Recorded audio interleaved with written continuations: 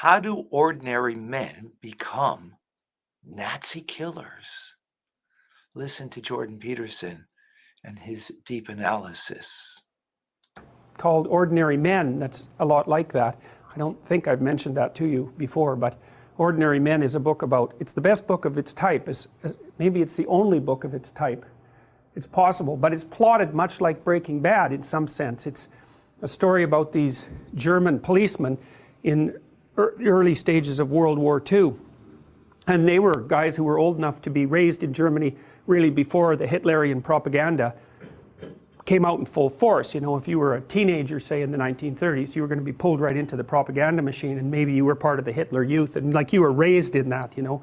But if you were older, then you were raised before that, and you're not as amenable to propaganda once you're older than about, well, I would say about 22 or something like that. It's pretty young, actually.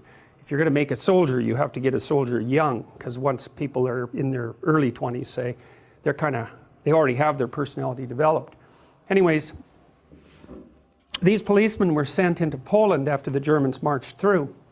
And, you know, it was wartime, and there was this hypothesis in Germany that the Jews in particular were operating as a fifth column and undermining the German war effort, because, of course, the Germans blamed the Jews and a variety of other people for actually setting up the conditions that made the war necessary. And so when the police were sent into Poland, they were also required to make peace, roughly speaking. And so they started out by rounding up all the Jewish men between 18 and 65 and gathering them in stadiums and then shipping them off on the trains. But that isn't where they ended. They ended in a very, very dark place. I mean, these guys were going out in the field with naked pregnant women and shooting them in the back of the head by the end of their training.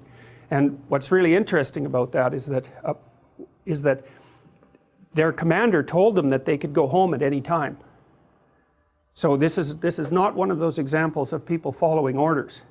And the reason they didn't, roughly speaking, there's many reasons, but one of the reasons they didn't is because they didn't think it was comradely, so to speak, to leave the guys they were working with to do all the dirty work and run off. You know, and that's really an interesting fact, you know, because in different circumstances, you wouldn't think about that as reprehensible, right? You'd think, well, that's part of teamwork and under rough circumstances, and that's at least in part how they viewed it. And they were also made physically ill multiple times, physically and psychologically ill by the things that they had to do, but they kept doing them anyways. So it's one step at a time, and that's the thing, is that you end up in very bad places one step at a time, so you've got to watch those steps. Wow, very true. That's the slippery slope. Starts with one step, but then gets us to a place on our personal lives that we could be down the bottom of the barrel.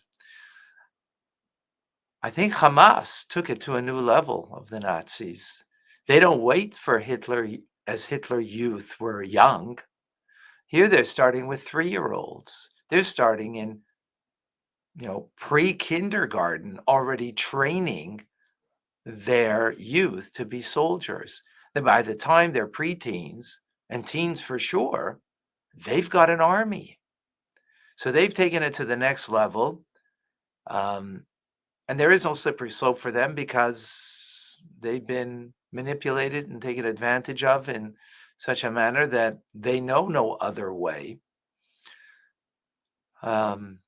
And which is, a very sad reality of, what the Nazis did, and now taking it to even a nth degree further.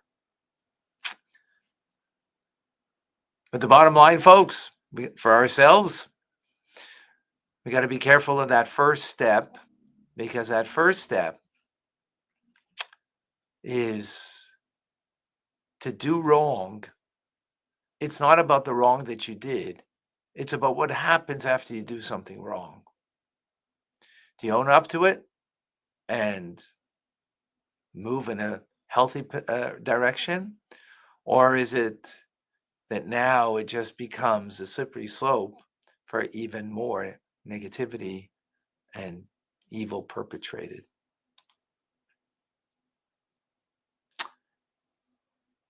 I give a class every day on Tanya.